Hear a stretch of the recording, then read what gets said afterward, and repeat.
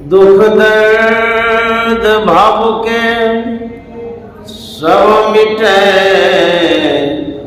सतगुरु चरण नित से ये दुख दर्द भाव के सब मिटे,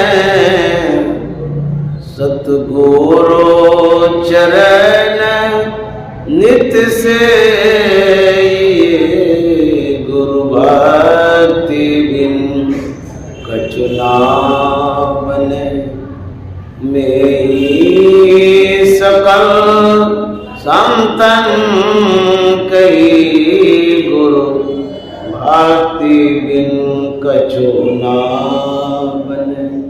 श्री सद्गुरु महाराज की जय।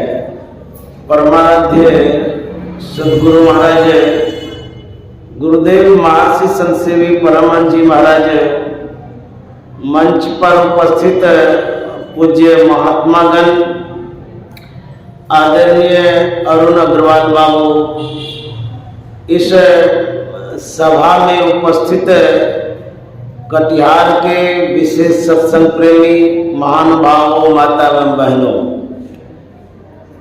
आज 28 फरवरी 2025 ईस्वी है। आज का आयोजन श्रीमान अरुण अग्रवाल बाबू के द्वारा है और गुरु भक्ति ने चंदा माता की विशेष श्रद्धा है जो आज सत्संग हो रहा है। और हमारे गुरु भाई आदित्य बाबू जो हमारे बीच उपस्थित हैं, ये विशेष रूप से सहभागी हैं, इनकी भी सहमति है, सहयोग है इस सत्संग में। तो ऐसे व्यक्ति को मैं साधुवाद देता हूँ और नमन करता हूँ। कटिहार में बराबर सत्संग होते रहता है और विशेष रूप से अभी जिला वार्षिक का समय है तो कुछ सत्संग प्रेमी उसमें भी भाग लेने चले गए, इसलिए विशेष उपस्थिति तो नहीं, लेकिन कम भी आप लोग नहीं आए हैं, बहुतायत में ही हैं। तो जो आए हैं उनके लिए भी मंगल कामना है, शुभकामना है। तो हम लोग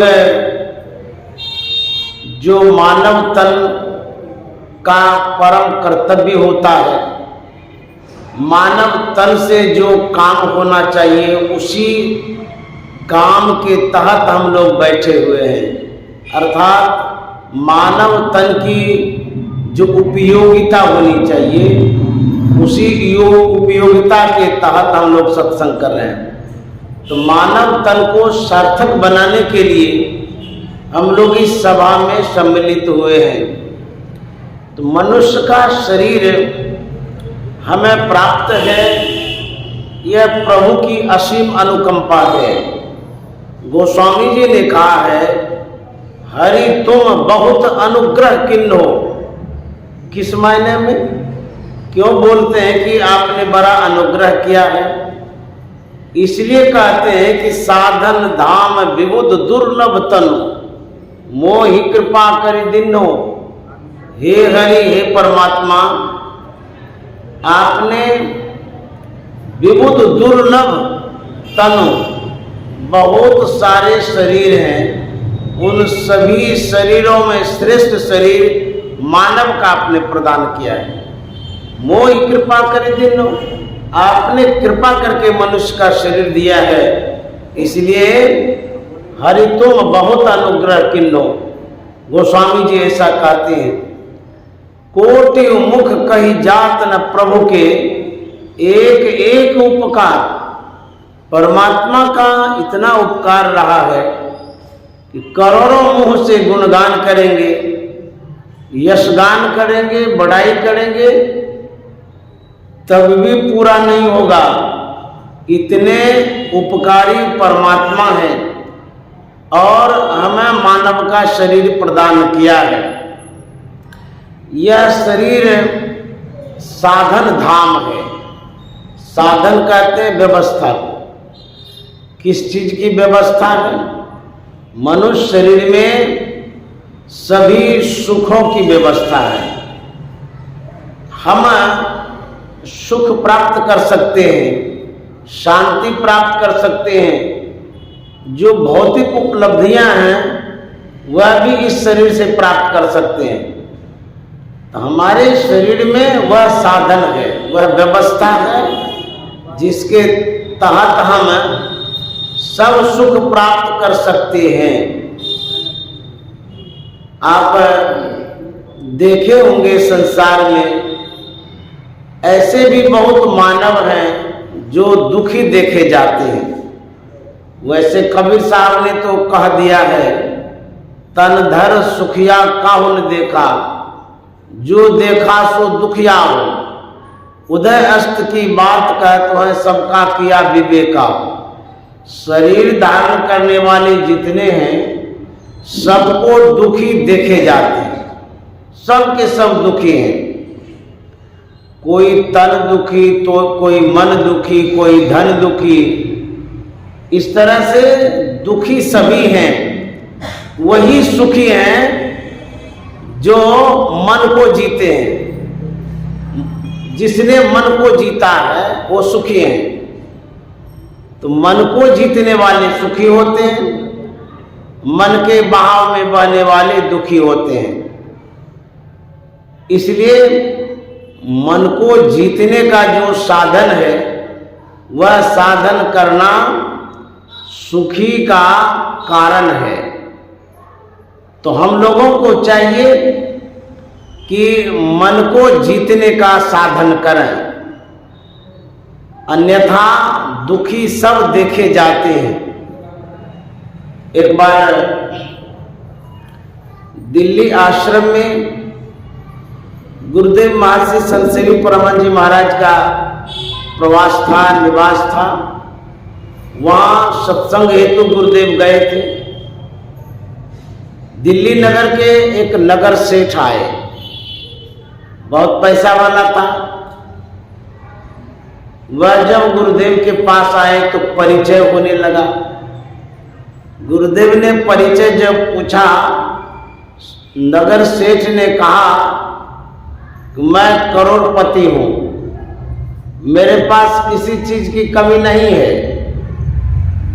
और एक मैं अपने आप को जानता हूं, भगवान को मानता हूं, दूसरा दुनिया में कौन है इसे पता नहीं है। तो गुरुदेव ने कहा कि जब आप करोड़पति हैं, मैं तो कौड़ीपति हूं, तो मेरे पास आप क्यों आए? तो उन्होंने कहा था कि आपके जो अनुयायी हैं उन्होंने बताया कि एक संत आए हैं, उनके सानिध्य में चलिए और उनका आशीर्वाद लीजिए, आपके जीवन में मंगल होगा। मैं आपके सानिध्य में आया हूं, आपके अनुयायियों ने बताया था इसीलिए। तो गुरुदेव ने कहा कि मैं आपकी क्या सेवा करूं? आप तो संपन्न व्यक्ति हैं, कोई चीज की कमी तो है नहीं। तो सेठ जी ने कहा था कि महाराज, मेरे पास धन की अगाधता है, बहुत धन है, लेकिन एक चीज की कमी है, मन में शांति नहीं है। उसी शांति के लिए मैं यत्र तत्र जाता रहता हूं, साधु महात्माओं से मिलता हूं। आप शांति के लिए आशीर्वाद दें, शांति प्रदान करें।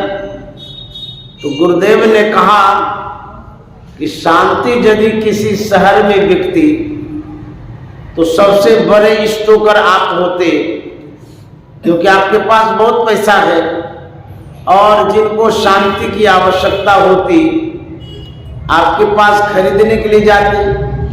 लेकिन शांति किसी शहर में नहीं है। हो सकता है कि भारत अर्थहीन देश माना जाता है अमेरिका की अपेक्षा, अमेरिका बहुत पैसा वाला है, भौतिक संपदा बहुत है, वहाँ शांति बिकती होगी। तो जो भारत से जाते हैं अमेरिका जाकर के शांति खोज करके लाइए। किसी से पूछिएगा कि हमको शांति दे दीजिए, शायद आपको कहेगा ये पागल आदमी है। क्या शांति खोजना ये पागल आदमी का काम है? तो इसका मतलब है कि अमेरिका में भी शांति नहीं है, समृद्धि है लेकिन शांति ही नहीं है। शांति बाहर में नहीं है, शांति हमारे अंदर में है। गुरु महाराज ने परिभाषा में बतलाया है, शांति स्थिरता व निश्चलता को कहते हैं। शांति को जो प्राप्त कर लेते हैं संत कहलाते हैं। संतों के मत व धर्म को संत मत कहते हैं। और आगे गुरु महाराज ने बड़ा अच्छा कहा, शांति प्राप्त करने की प्रेरणा मनुष्यों के हृदय में स्वाभाविक है। हम जो सुख और शांति की ओर बढ़ते हैं उसकी प्रेरणा भीतर में होती रहती है, नेचुरल है, प्राकृतिक है। हम प्रेरित होते हैं, पुश करने वाला कोई न कोई तत्व है भीतर में जो हम आगे बढ़ते हैं सुख के लिए। लेकिन गुरु महाराज कहते हैं इसी प्रेरण से प्रेरित होकर इसकी पूरी खोज की गई। चाहे आप मानव हो चाहे जानवर हो, सब कोई सुख खोजता है। सुख की प्रेरणा से प्रेरित होकर के खोज तो की जा रही है, लेकिन खोजने में बड़ा अंतर है। सर्वसाधारण लोग बाहर में सुख खोजते हैं, विषय वस्तुओं में सुख खोजते हैं, धन पुत्र परिवार आदि में सुख खोजते हैं। लेकिन संत महात्मा अंदर में खोजते हैं। खोजने का दो मार्ग हो गया, एक बहिर्मुखी एक अंतर्मुखी। तो जो बहिर्मुखी व्यक्ति है, बाहर वस्तुओं में सुख खोजता है, उसे आज तक तो मिला ही नहीं। लेकिन संतों ने जिस सुख की खोज अंदर में की उन्हें अवश्य मिला है, शांति अवश्य मिली है। इसीलिए गुरु महाराज कहते हैं निज तन में खोज सज्जन, बाहर न खोजना, अपने ही घट में हरि है, अपने में खोजना। अपने अंदर में खोजने के लिए बतलाया है। तो खोज तो हो रही है, बाहर में खोजते हैं, कोई अंदर में खोजते हैं। तो जो कोई संतों के अनुसार खोजेंगे उसको शांति मिलेगी। तो गुरुदेव ने कहा था कि गुरु महाराज ने युक्ति बताई, साधन बतलाया है, तरीका बतलाया है। नुकते सफेद सन्मुख झलके झला झली, शहरग में नजर थिर कर तज मन की चंचली। नुकते सफेद सन्मुख संतों ने कही यही शांति की असली। संतों ने कही यही शांति की असली। शांति को जो चाहता तज और जो नकली, नुकते सफेद सन्मुख।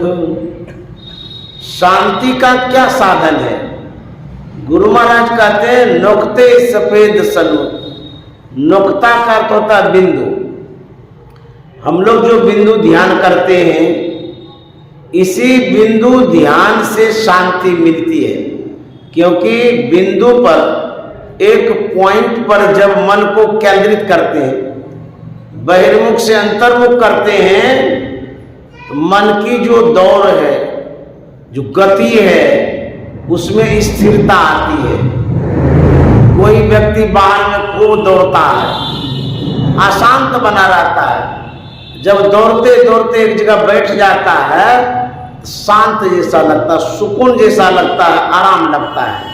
ठीक उसी तरह से मन बाहर में दौड़ते रहता है, विषय में, रूप रस गंध स्पर्श शब्द में भागते रहता है। जब इसको पॉइंट पर लाते हैं, बिंदु पर लाते हैं, क्योंकि बिंदु तो सूक्ष्म है, बिंदु तो शून्य है, वहां जब आता है मन, इसमें स्थिरता आ जाती है।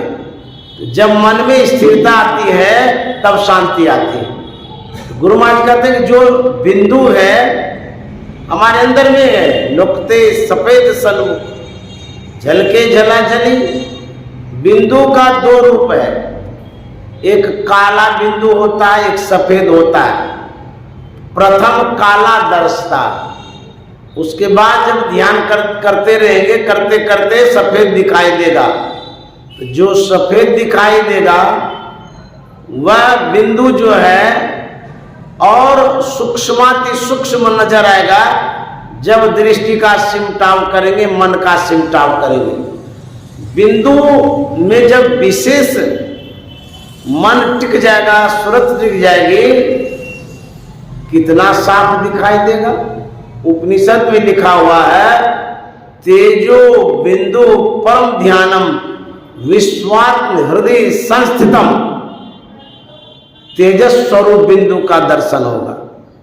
जैसे खुरपी कचिया कुदाल पिटाने के लिए जाते हैं, पिजाने के लिए जाते हैं, पहले तो जंग लगा हुआ रहता है, काई लगी हुई रहती है। जब मशीन पर चढ़ाते हैं धार करने के लिए, काई तो सब झड़ जाती है, एकदम चकाचक हो जाता, उजला जैसा सफेद। और वह जो औजार है कचिया खुरपी कुदाल, उसमें तीक्ष्णता भी आती, तेज भी आ जाता है और स्वच्छता भी आ जाती है। शुद्धता, पवित्रता और तेज अर्थात तीक्ष्णता।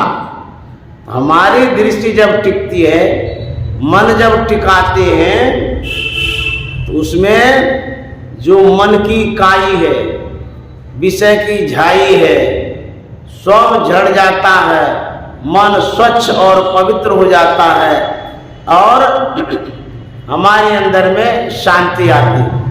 घर में कूड़ा कचरा बहुत बड़ा रहता है तो मन भारी जैसा लगता है, जैसे गंदगी को बाहर करते हैं मन हल्का जैसा लगता है। जितनी स्वच्छता होगी, पवित्रता होगी, उतना मन आपका हल्का होगा। उसी तरह से बिंदु में मन जितना आप टिकाएंगे, टेंशन फ्री हो जाएंगे, पवित्रता आ जाएगी, शुद्धता आ जाएगी, आपका मन शरीर सब हल्का जैसा लगेगा, तो मन में शांति भी आ जाएगी। तो बिंदु ध्यान करने से मन में शांति आती है, सुख आता है। अन्यथा बाहर में भटकते रहिए, शांति नहीं मिलेगी। संतों ने कही राह यही शांति की असली राह, रास्ता बिंदु है। बिंदु राह से निकल बहादुर, तब मंडल टपना होगा।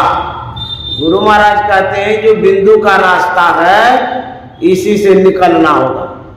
बिंदु बहुत सूक्ष्म है, इसी सूक्ष्म में हम दृष्टि को जब और सूक्ष्म करते हैं, हमारी सूरत बहुत महीन हो जाती है, तो बिंदु का भेदन करते हैं, फिर जाकर के अंदर में प्रवेश करते हैं। तो बिंदु के राह से, रास्ते से निकलना होगा।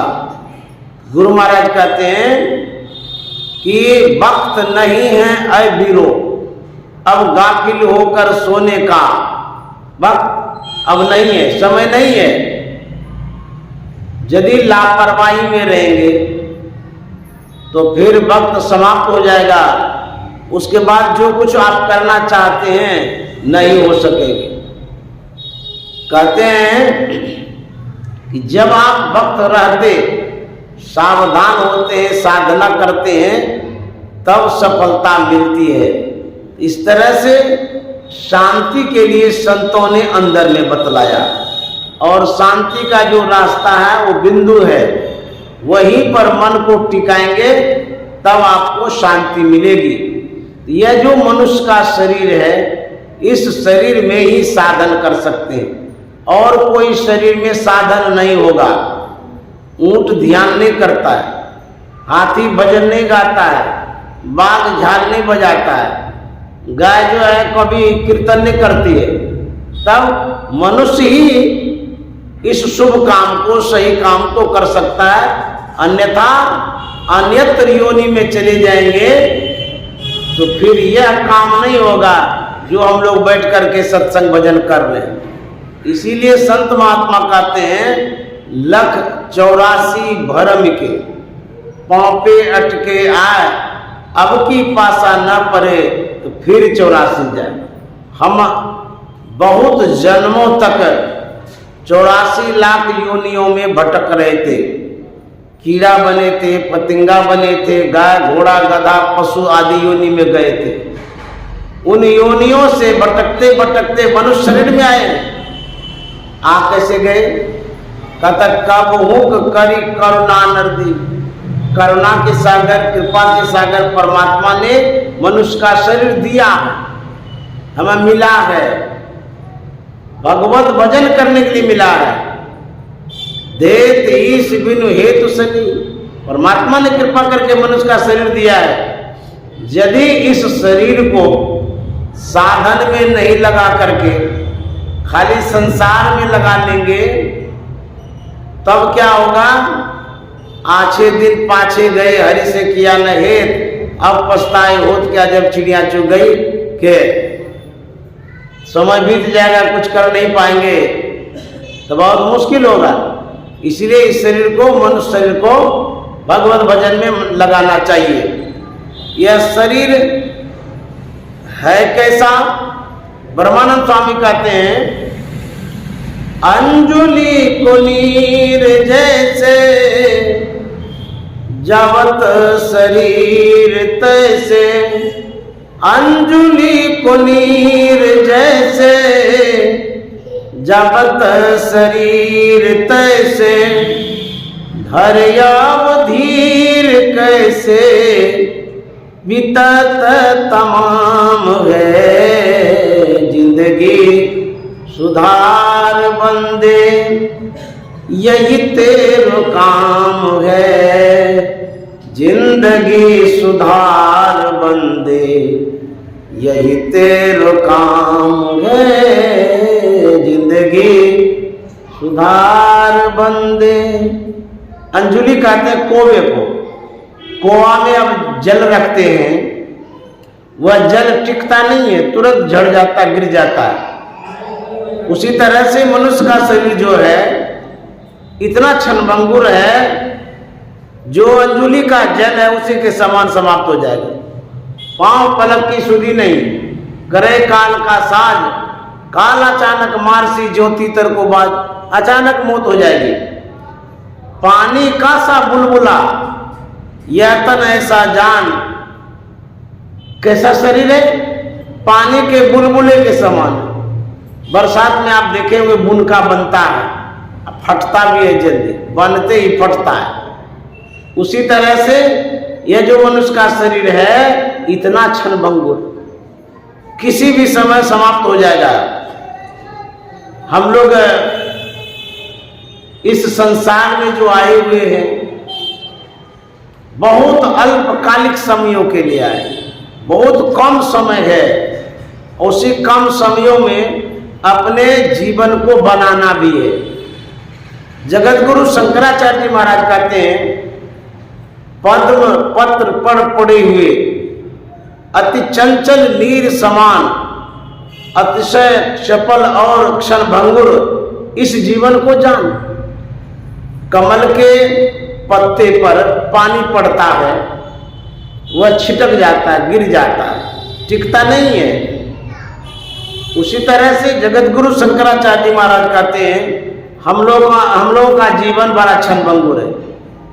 कहते हैं इस जीवन को वैसा ही जानिए, इतना क्षणभंगुर है।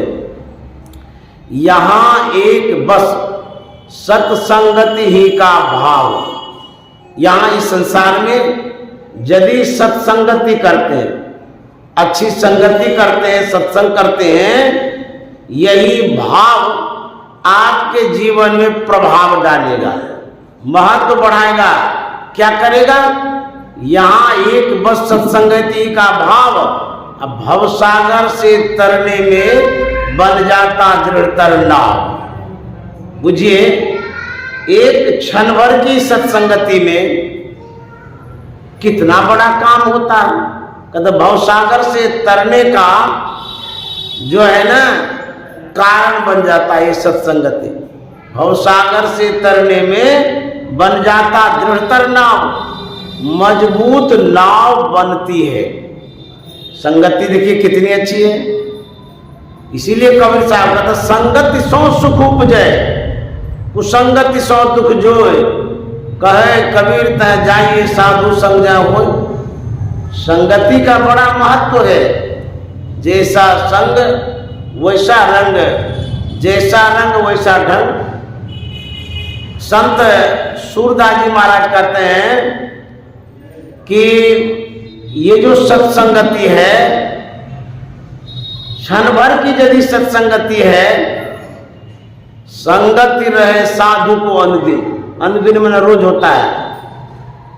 संगति रहे साधु को अनुदिन, तो क्या होगा? भव दुख दूर नसावत। आपका जो दुख है वह दूर होगा संगति से, साधु संग से। सूर दास या जन्म मरनते, तुरंत परम गति पावत, जा दिन संत पावने आवत। कितना बेनिफिट है, कितना लाभ है। ये संगति जो है एक नाव है। संगति से सुख उपजता है और संगति से दुख दूर होता है। जगत गुरु शंकराचार्य जी महाराज ने कहा संगति नाव है, और कबीर साहब ने कहा ये जो है सत्संगति सुख का कारण है, सुख का साधन है संगति। और सूरदास जी महाराज कहते हैं संगति से सब दुख दूर होता है। संगति कितना इंपॉर्टेंट है। हम आप आज सत्संग कर रहे हैं, यह जो सत्संग है चंदा माता ने किया, आदरणीय अरुण बाबू के द्वारा हुआ है। इनके मन में जो संगति का भाव है, यह भवसागर तरने का साधन है। इनके मन में जो सत्संग करने का विचार उत्पन्न हुआ है, सब दुख दूर होने का ये कारण है, संकट कटने का ये कारण है। यदि सत्संग करते हैं, यह सुख का मूल है और सुख पाने का जरिया भी है। कबीर साहब ने कहा है, कर सत्संग भरम गर टूटे, करो सत्संग भरम गर टूटे। कबीर साहब कहते यदि सत्संग करेंगे तो भरम गर टूटेगा। भरम कहते हैं अज्ञानता को, अंधकार को, मोह को, आसक्ति को, अनुराग को, लगाव को। यह जो मन में भ्रम उत्पन्न होते रहता है, मन में जो संशय होता है, व्यक्ति कंफ्यूज होते रहता है सुबह से शाम तक, निर्णायक स्थिति में नहीं आ पाता है, इसी को कहता है भ्रम। यदि आप ठोस व्यक्ति बनना चाहते हैं, ठोस कदम उठाना चाहते हैं, जीवन के उद्देश्य को जानना चाहते हैं, तो सत्संग करिए। यदि सत्संग करेंगे तो भरम गर टूटे, सभी तरह के संशयों का शमन होगा सत्संग से। सत्संगति सब विधि सुखदाई, काल जान भ्रम छूटे। सत्संगति जो है सब विधि सुखदाई। विधि में न तरीका, आप सुख प्राप्ति का जो तरीका अपनाते हैं, क्या क्या अपनाते हैं, सब अपने अपने तरह से सुख ढूंढते हैं। कोई पीपल में पानी डाल करके सुख ढूंढते हैं, कोई गंगा में डुबकी लगा के सुख ढूंढते हैं, कोई पूजा करके सुख ढूंढते हैं, कोई धागा बांध करके सुख ढूंढते हैं, कोई अंगूठी बांध करके सुख ढूंढते हैं कि इसमें सुख मिलेगा, कोई माला धारण करके सुख ढूंढते हैं, कोई वैद्य के अनुसार व्यवस्था करते हैं सुख का, कोई ओझा के अनुसार चलते रहते हैं, कोई सदगुरु के अनुसार चलते हैं। लेकिन साफ साफ शब्दों में संतों ने कहा सत्संगति सब विधि सुखदायी। एक विधि नहीं, सब विधि, जितना विधि विधान आप करते हैं मूल रूप में जान लीजिए, सब विधि विधान छोड़ दीजिए, खाली सत्संगति करिए। जो आज चंदा माता ने किया है, बस इसी सत्संगति के द्वारा, सत्संग के द्वारा आपके जीवन में सुख होगा, संकट कटेगा और आपका जीवन मंगल में होगा, सब विधि सुखदायी। इस तरह से संतों ने सत्संग करने के लिए कहा। तो जब आप मूल को पकड़ करके चलते हैं तो जीवन में बदलाव आता है, परिवर्तन होता है। इसलिए सत्संग से लागी रहो रे भाई, तेरी बिगड़ी बात बन जाई।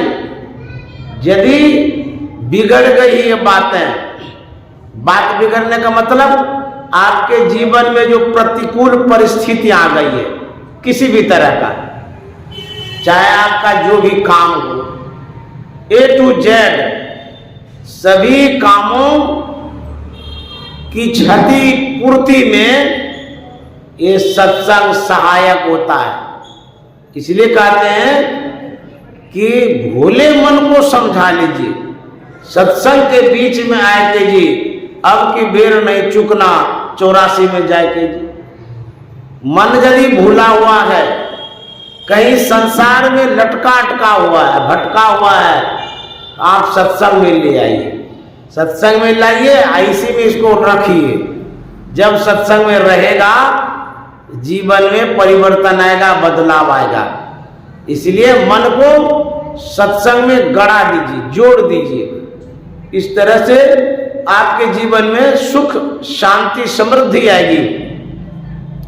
संतों ने यह सोच समझ करके हम लोगों को साधन दिया है, व्यवस्था दिया है। यह बात शास्त्रों में भी है, पुराणों में भी है, वेदों में भी है। आप रामायण की बात तो सुन ही रहे हैं। रामायण में कहा गया है सत्संग से सुख मिलता है।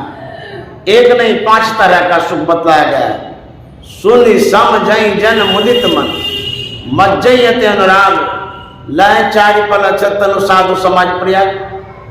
5 सुख का साधन मिलता है। और कबीर साहब ने तो कहा है कि सुख मिलेगा। हमारे गुरु महाराज ने भी सत्संग का अवलंब दिया है। नित्य प्रति सत्संग कर ले प्यारा, तेरा कार सरे सारा। इस बात में यह समाहित है कि आपके जीवन में जो सुख आएगा उसका मूल जड़ सत्संग है। आपका सब काम बनेगा। इसका मतलब यही है आपके जीवन में जो दुख आया है, जो संकट है, कष्ट है, अभाव है, सब में परिवर्तन आएगा। तेरा कार सरे सारा का मतलब यही है। और गुरु महाराज कहते सार कार्य का निर्णय करके धर चेतन धारा। यदि आप ध्यान करते हैं, चेतन धारा धरते हैं, सिमटाव करते हैं मन का, कहते हैं ये सार काम है, मूल काम है। इसी काम से जीवन में बदलाव, परिवर्तन आएगा। यह जीवन का सार कार्य है। सूरदास जी महाराज कहते हैं जा दिन संत पाहुने, यदि संत महात्मा का दर्शन प्रसन्न होता है उस दिन आपके जीवन में बहुत बड़ा लाभ होता है, संकट कटता है। तो इस तरह से संतों ने कहा कि सत्संग एक जड़िया है, उसे पकड़ करके रहिए। सब कुछ आप भूल जाइए लेकिन सत्संग को पकड़ के रखिए। कुआं में जब पानी भरने जाती थी तो बाल्टी से भरने के लिए जाती थी, बाल्टी को कुएं में गिराती थी और रस्सी को पकड़े रहती थी। गिराते गिराते पूरी बाल्टी कुएं में चली जाती थी। रस्सी का जो छोर होता था लास्ट वाला, उसको वो पकड़ के रखती थी। कहीं छोर छूट गया तो रस्सी, बाल्टी सब गायब, अब पानियों नहीं मिलेगा। तो उसी पुछड़ी से, छोर से बाल्टी में पानी डुबा डुबा करके ऊपर करती थी, रस्सी ऊपर, बाल्टी ऊपर, पानी ऊपर, प्यास भी बुझ गई और सब चीज ऊपर हो गया। मेरे कहने का मतलब ये है, जीवन का जो छोर है, जीवन का जो असली डोर है, वो है सत्संग। इसको खाली पकड़े रहिए। संसार में आप जो कुछ करते रहिए, जाते रहिए जहां जाना है, लेकिन सत्संग रूपी डोर को पकड़े रहिए, छोर को। थोड़ा सा ही तो डोर होता है, उसको मत छोड़िए। यदि उसको छोड़ दिए तो गए काम से। बाल्टी डूबेगी, रस्सी जाएगी, अब प्यासे मरेंगे। जो पतंग उड़ाता है, गुड्डी उड़ाने वाला जो होता है, हवा में पतंग तैरती रहती है, लटेड़ हाथ में रखते हैं, उसको नहीं छोड़ते हैं। कहीं भी वो गुड्डी जाएगी पतंग, उसको खींचते खींचते अपने पास ला सकते हैं। और यदि डोरी से टूट गया तो कहाँ गाछ पर गिरेगा, कि पानी में गिरेगा, कि किसी के छत पर गिर जाएगा, कोई ठिकाना है। उसी तरह से अपने जीवन की जो डोर है, संत सदगुरु के चरणों में कस के जोड़ के रखिए, सत्संग में जोड़ कर रखिए। तो अब जाकर के आप सही दिशा की ओर जाएंगे, आपकी सही दिशा होगी। अन्यथा यदि इस डोर को छोड़ दिए, संसार में बाढ़ आ गई है, संसार में आग लगी हुई है, संसार जंगल में है, कांटा है, उलझ जाएंगे, बाढ़ में बह जाएंगे, आग में दह जाएंगे, क्या हो जाएगा कोई ठिकाना नहीं है। तो गुरु महाराज ने जड़िया बताया है, दृढ़ प्रतीत प्रीत कर गुरु से, कर सत्संग सवेरे, या विधि भव पंदा कट जई है, नेही कहत हित हेरे। गुरु महाराज कहते हैं दो विधि, दो तरीका बतला देते हैं, ऐसी दो तरीका को अपनाना है। क्या?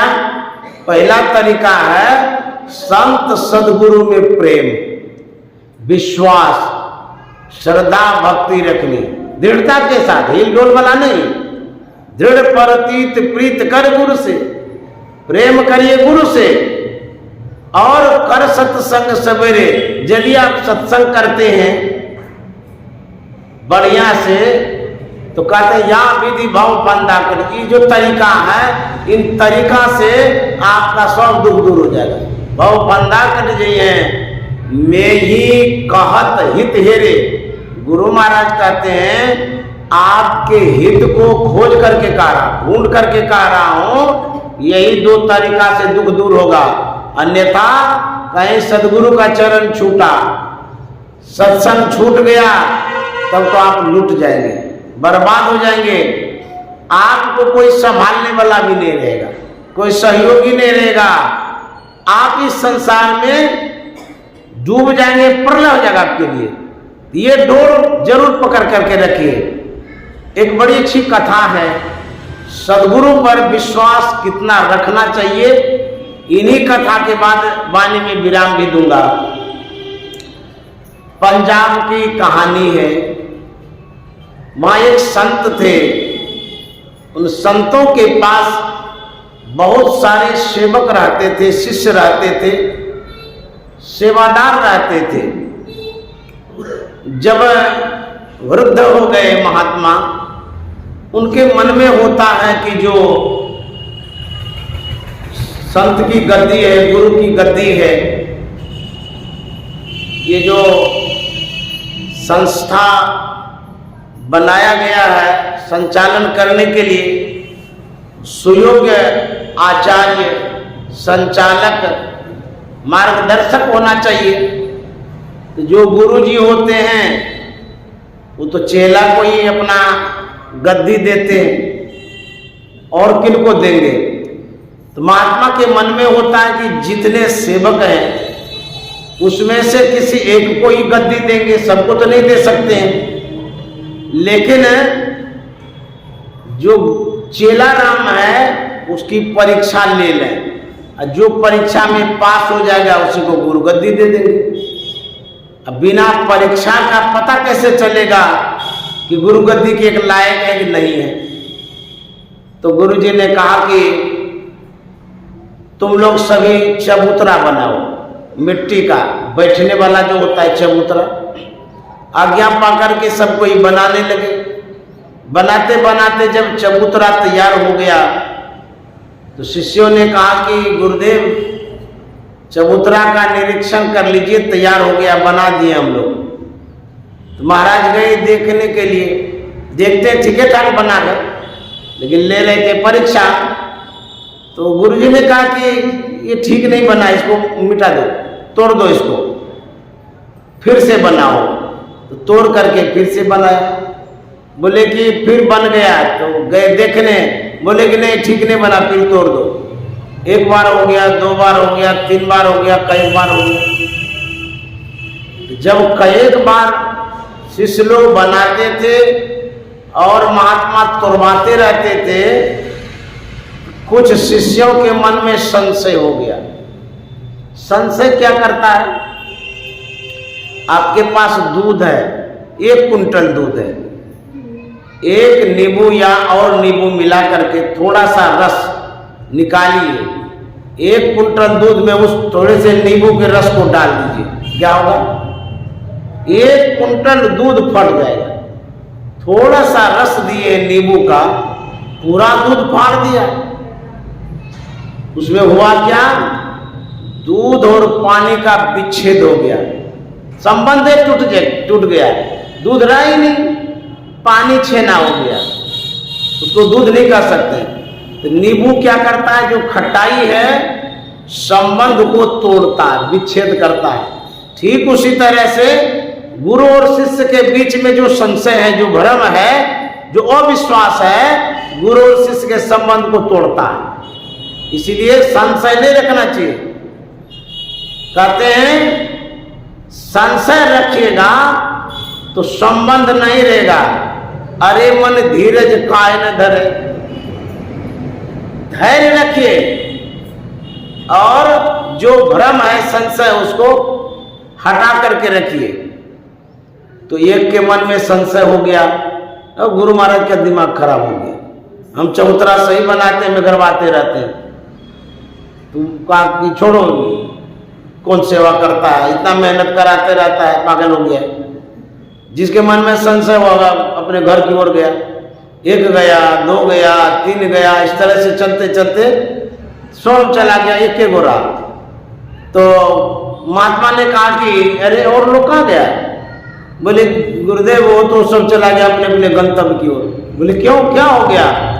वो लोग बोल रहे थे कि चबूतरा हम लोग सही बनाते हैं और गुरु महाराज जानबूझ के तोड़वाते रहते, परेशान करते रहते। गुरु महाराज का दिमाग खराब हो गया है, इसीलिए ऐसे गुरु के साथ नहीं रहना चाहिए। तो सब चले गए अपने अपने ओर। तो बोले चबूतरा तो मैं तुमसे भी बनवा रहा हूं और तुम क्यों रह गया? उन्होंने कहा कि गुरुदेव आपके चरणों को छोड़ करके दुनिया में और कहाँ जगह है जो मैं जाऊं? आप जीवन भर चबूतरा बनवाते रहिए, तोड़वाते रहिए, मैं आपके चरणों में ही पड़ा रहूंगा। बोले तुमको इतना यदि विश्वास है तो तुम ही गुरु गद्दी का अधिकारी, उसी को गद्दी मिली। उसी तरह से गुरु की जो कृपा है, जो आशीर्वाद है, गुरु जो मेहर करेंगे आपके ऊपर, विश्वास में हिल डोल नहीं होना चाहिए। बिनु विश्वास भगति नहीं, ते बिनु द्रवहीन राम, राम कृपा बिनु जीव सपनों न विश्राम। विश्वास की बड़ी आवश्यकता है। हमारे जीवन में सुख दुख आता है, सबके जीवन में आता है, लेकिन गुरु महाराज ने जो एक अवलंब दिया है, जो आधार दिया है, उससे हम डिगेंगे नहीं। इसको कहता है दृढ़ भक्ति, इसको कहता है सही भक्ति, इसको कहता है गुरु भक्ति। अन्यथा दुख पड़ते ही दरबार बदलने लगते हैं। बहुत लोग गुरु को छोड़ देते हैं, दूसरे गुरु के पास चले जाते हैं।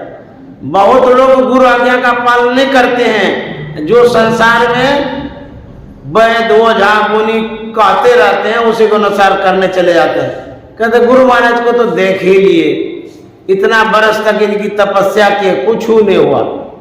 चाह क्या रहे थे? तो जो चाह रहे थे उसके अनुरूप आपने व्यवस्था किया, कहीं न कहीं कमी है।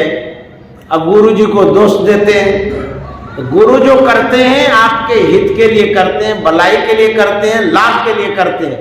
इसीलिए गुरु के अनुसार आज्ञा का पालन करते रहेंगे तो जीवन में सुख आएगा।